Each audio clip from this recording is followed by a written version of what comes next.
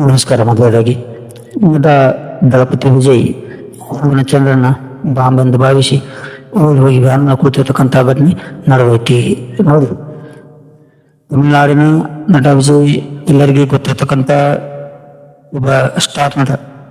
ಏನಾಗೈತಂದ್ರ, ಇವರು ಒಂದು ಹೈವೇ ಮೇಲೆ ರೋಡ್ ಶೋ ಮಾಡ್ತಿರ್ತಾರು. ರೋಡ್ ಶೋ ಮಾಡುವಾಗ ತಮ್ಮದೇ ಒಂದು ಟಿವಿಕೆ ಪಕ್ಷದ ಕಾರ್ಯಕರ್ತರ ಮಾತನ ಹೂವಿನ ಚಂದ್ರನ ಅವ್ರ ಮೇಲೆ ಎಸೆದಾಗ ನಟ ವಿಜಯ್ ಅವರು ಹೂವಿನ ಚಂದ್ರನ ಬಾಂಬ್ ಹಚ್ಚಲು ಭಾವಿಸಿ ಸೈಕಲನ್ನ ರೋಡ್ ಮಧ್ಯಾಹ್ನ ಅಲ್ಲೇ ಬಿಟ್ಟ ತಮ್ಮ ಒಂದು ಹಿಂದ್ಗಡೆ ಇರ್ತಕ್ಕಂಥ ವ್ಯಾನ್ ಒಳಗೆ ಓಡಿ ಕೂತಿದ್ದು ಘಟನೆ ನಡೆದೈತಿ. ಈ ರಾಜಕಾರಣಿಗಳಿಗೆ ಯಾವ ರೀತಿ ಜನಸಾಮಾನ್ಯರು ಕಾಣ್ತಾರೋ ಅನ್ನೋದು ಈ ಒಂದು ವಿಷಯದ ಮೇಲೆ ಗೊತ್ತಾಕತಿ.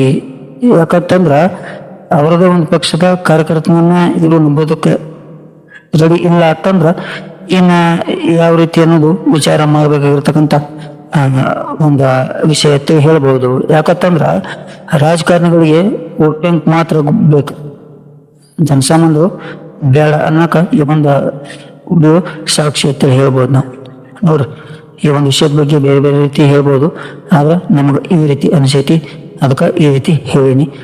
ಈ ವಿಡಿಯೋದ ಬಗ್ಗೆ ಏನು ಅನಿಸ್ತೈತಿ ಕಮೆಂಟ್ ಮಾಡ್ರಿ.